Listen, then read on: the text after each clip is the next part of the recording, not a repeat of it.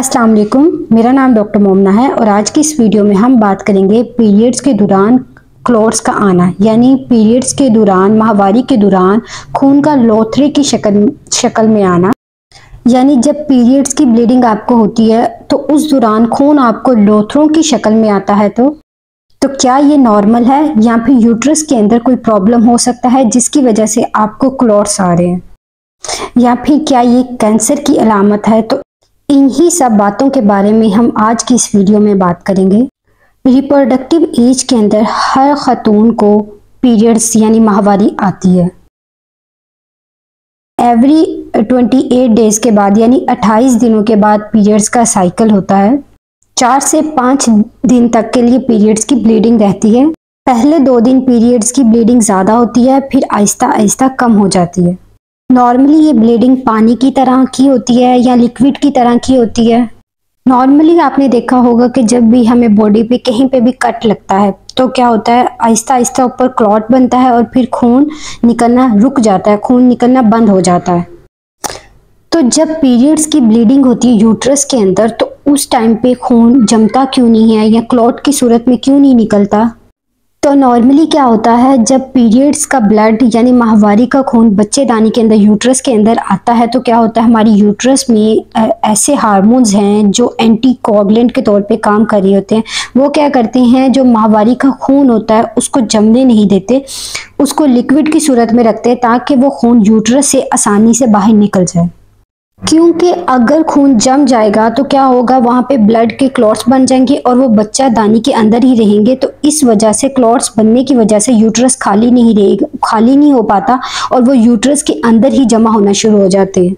ये कुदरत की तरफ से ही निज़ाम होता है कि खून जो होता है माहवारी का वो लिक्विड फॉर्म में कन्वर्ट होता है और ताकि वो यूट्रस से इजीली बाहर निकल जाए, यूट्रस में इकट्ठा ना होता रहे, यानी बच्चादानी में इकट्ठा ना होता रहे, वरना इसकी वजह से आपको बहुत सी मुश्किलात का सामना करना पड़ सकता है। इसकी बहुत सारी कॉम्प्लिकेशंस होती हैं। कुछ ख्वातीन ऐसी होती है जिनको बहुत ज़्यादा मिकदार में ब्लीडिंग होती है, जिसे हैवी मेंस्ट्रुअल ब्लीडिंग कहा जाता है। बहुत ज़्यादा माहवारी के दौरान खून पड़ता है। उस दौरान क्या होता है कि जब बहुत ज़्यादा खून पड़ता है तो यूट्रस हमारी उतने एंटी कोगुलेंट हार्मोन नहीं बना पाती, जिसकी वजह से खून जो होता है क्लॉट यानी लोथड़े की शक्ल में बाहर निकलता है यूट्रस से। लेकिन अगर ऐसी खातून जिसको बहुत ज़्यादा हैवी मेंस्ट्रुअल ब्लीडिंग नहीं होती लेकिन उसको बहुत छोटे साइज़ में क्लॉट्स आ रहे हैं ब्लीडिंग में माहवारी के दौरान, तो उसमें परेशान होने की बात नहीं है, उसमें परेशान होने की कोई ज़रूरत नहीं है क्योंकि ये नॉर्मली होते हैं। लेकिन अगर आपको बड़े बड़े क्लॉट्स आ रहे हैं, बार बार आ रहे हैं और बहुत ज़्यादा हैवी ब्लीडिंग हो रही है, बार बार हर मंथ ही आपके साथ यही हो रहा है कि बहुत ज़्यादा ब्लीडिंग हो रही है, साथ में बड़े बड़े खून के लोथड़े आ रहे हैं और साथ में आपको बार बार पैड चेंज करना पड़ रहा है, तो इस सूरत में आपने अपने डॉक्टर से कंसल्ट ज़रूर करना है। ये नॉर्मल नहीं होता। अब हम इस बारे में बात करते हैं कि माहवारी में यानी खून के लोथड़े क्यों आते हैं, इसकी क्या वजूहात हो सकती हैं। इस बात को हम 2 चीज़ों में डिवाइड करती हैं। या तो आपके हार्मोन में मसला हो सकता है, यानी कि आपके ब्लड में मसला हो सकता है, या फिर आपकी बच्चेदानी यानी यूट्रस के अंदर कोई ऐसा मसला हो सकता है जिसकी वजह से आपको माहवारी के दौरान क्लॉट्स आ रहे हैं।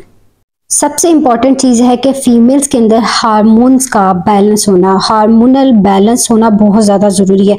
अगर आपके हार्मोन्स ठीक होंगे तो इससे क्या होगा, आपको माहवारी ठीक आएगी, ठीक मिकदार में आएगी, ज़्यादा ब्लीडिंग भी नहीं होगी। लेकिन अगर आपको हार्मोनल इम्बैलेंस है तो उसकी वजह से आपको अपनी माहवारी टाइम पे नहीं आएगी, कभी तो बहुत लेट आएगी या फिर बहुत ज़्यादा आएगी, हैवी मेंस्ट्रुअल ब्लीडिंग होगी, साथ में आपको क्लॉट्स पड़ सकते हैं, खून के लोथड़े पड़ सकते हैं। तो ये सब किस वजह से होता है, जब आपके हार्मोनल इम्बैलेंस हो। अब कौन सी ऐसी एज है जिसमें फीमेल्स को इसका बहुत ज़्यादा सामना, क्लॉट्स का बहुत ज़्यादा प्रॉब्लम फेस करना पड़ता है? उसमें आ जाती है एक्सट्रीम एज। पहली तो वो एज, यंग एज, जिसमें आपको पहले के 2 साल, मतलब जब आपको न्यू पीरियड्स आए हुए होते हैं, पहले के 2 सालों में, अर्ली 2 ईयर्स में आपको ये मसला बहुत ज़्यादा पेश आ सकता है कि आपको बहुत ज़्यादा हैवी ब्लीडिंग हो या फिर आपको खून जो लोथड़ों की शक्ल में आए।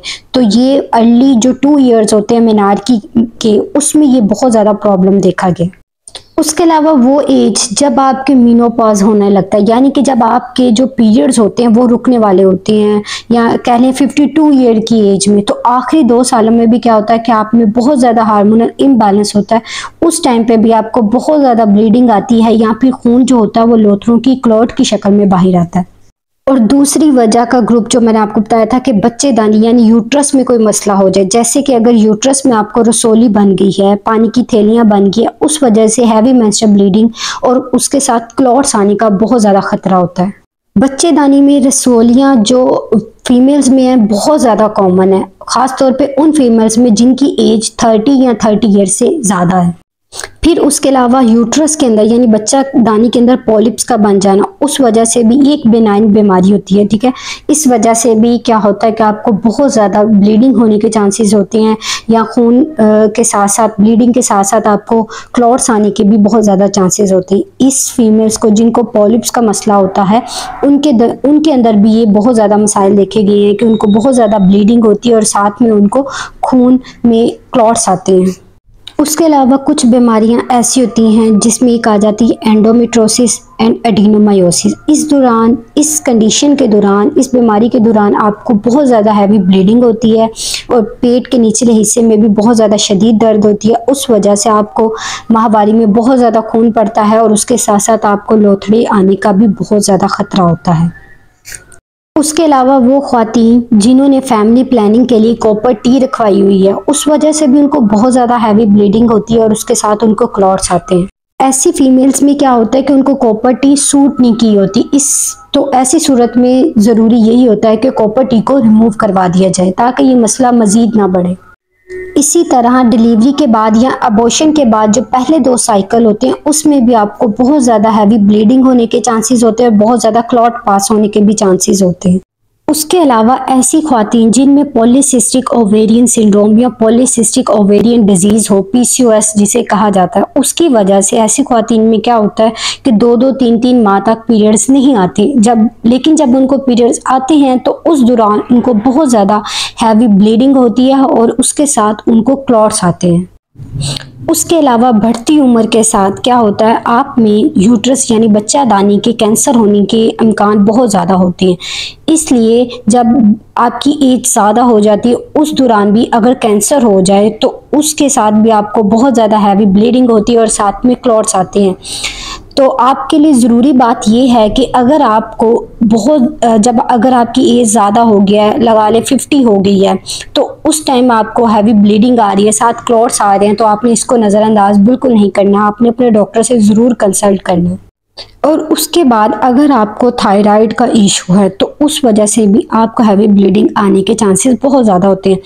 थायराइड के इशू में क्या होता है, हार्मोनल इम्बैलेंस होता है, अगेन आपको बहुत ज़्यादा वेट गेन होता है, साथ में आपके TSH, T3, T4 का लेवल भी डिस्टर्ब हो जाता है आपकी बॉडी में। तो इस सूरत में बहुत ज़्यादा हैवी ब्लीडिंग के साथ साथ क्लॉट्स आने के इम्कानात बहुत ज़्यादा होते हैं। इन सब मामलात के साथ जब आप अपने डॉक्टर के पास जाते हैं तो डॉक्टर सबसे पहले आपकी कंप्लीट हिस्ट्री लेते हैं, पूछते हैं कि आपको किस वजह से हुआ है और कब शुरू हुआ है। उसके बाद वो आपका मुआयना करते हैं, उसके बाद वो आपको एक अल्ट्रासाउंड करवाने के लिए कहते हैं, पेट का और पेट के निचले हिस्से का पेल्विस अल्ट्रासाउंड जिसे कहते हैं। फिर उसके बाद वो अगर आपको कुछ ब्लड टेस्ट भी करने के लिए कहते हैं। उसके अलावा क्या होता है कि जो 85% लोगों का जो डायग्नोज होता है, जो उनकी बीमारी की तशखीस होती है, वो अल्ट्रासाउंड पे पता लग जाती है। लेकिन अगर फिर भी कोई ऐसी कॉम्प्लिकेशन हो, अगर अल्ट्रासाउंड में से ना पता लग सकता हो कि किस वजह से आपको ब्लीडिंग हो रही है, तो उस हालात में कौन से टेस्ट करवाने की ज़रूरत पड़ती है, उसमें आ जाता है CT स्कैन, MRI या फिर बायोप्सी भी करवानी पड़ सकती है। अब आ जाते हैं कि इसका इलाज क्या है। देखिए, ट्रीटमेंट ऑप्शंस डिपेंड करता है कि आपको बीमारी किस वजह से आपको हैवी मेंस्ट्रुअल ब्लीडिंग हो रही है। फर्स्ट लाइन ट्रीटमेंट यही है कि दवाइयों से यानी मेडिसिन से ट्रीटमेंट किया जाता है। ट्रांसैमिक एसिड के टैबलेट या कैप्सूल्स आते हैं, ऐसे फीमेल्स को पीरियड्स के दौरान दिन में 3 दफ़ा यूज़ करने के लिए दिए जाते हैं। तो बहुत ज़्यादा मोस्टली फीमेल्स में देखा है कि उनको इससे आराम आ जाता है, उनको जो हैवी ब्लीडिंग हो रही होती है वो रुक जाती है। लेकिन ऐसी फीमेल्स जिसको इस टैबलेट से, इस मेडिसिन से आराम नहीं आता, फिर उनको हार्मोनल पिल्स दी जाती है। ये ऐसी दवाइयाँ होती हैं जो रोज़ाना आपने एक टैबलेट लेनी होती है। उसके अलावा वो ख्वातीन जो रोज़ाना ये मेडिसिन नहीं ले सकती तो उनको अल्टरनेटिव ऑप्शन दी जाती है इंट्रायूट्राइन डिवाइसेस। ये होती है उनके बच्चेदानी के अंदर ये डिवाइसेस रखी जाती है जिसमें आ जाती है कॉपर टी और मरीना। बहुत सी फीमेल्स ऐसी देखी जिनको हैवी मेंस्ट्रुअल ब्लीडिंग का इशू होता है, उसके साथ उनको क्लॉट्स आते हैं, उनमें मरीना रखी जाती है तो इसके बहुत ज़्यादा रिजल्ट आते हैं, बहुत अच्छे रिजल्ट आते हैं कि उनको हैवी मेंस्ट्रुअल ब्लीडिंग आना बंद हो जाती है मरीना के साथ। जब उनके इंट्रायूट्राइन डिवाइसेस मरीना रखी जाती है तो उससे हैवी मेंस्ट्रुअल ब्लीडिंग के जो चांसेस होते हैं वो कम हो जाते हैं। अगर इन सब दवाइयों से आपको आराम नहीं आता तो फिर आखिरी हल होता है सर्जरी ऑपरेशन। इसमें क्या किया जाता है कि अगर आपको कोई यूट्रस के अंदर पॉलिप्स बने हैं या फाइब्रॉइड्स बनी हैं, रसोलियाँ बनी हैं तो उनको सर्जरी करके निकाल दिया जाता है, सर्जरी करके रिमूव कर दिया जाता है। इनको रिमूव करने से जो आपको हैवी मेंस्ट्रुअल ब्लीडिंग और साथ में क्लॉट्स की शिकायत होती है वो ख़त्म हो जाती है।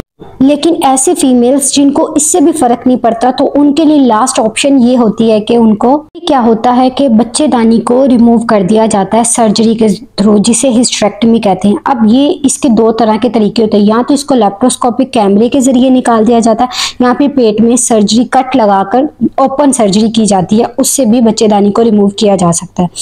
तो इस ट्रीटमेंट ऑप्शन के बाद क्या होता है कि आपको जब बच्चेदानी रिमूव हो जाती है, बच्चेदानी निकल जाती है तो जो ब्लीडिंग का मसला होता है वो आपका ठीक हो जाता है। तो ये थी हमारी आज की वीडियो। उम्मीद करती हूँ कि आपको ये वीडियो पसंद आई होगी। तो चैनल को सब्सक्राइब ज़रूर कर लीजिएगा और बेल नोटिफिकेशन को ऑन कर लीजिएगा ताकि हर नई आने वाली वीडियो का नोटिफिकेशन आपको मिल जाए। मिलते हैं नेक्स्ट वीडियो में, तब तक के लिए अल्लाह हाफिज़।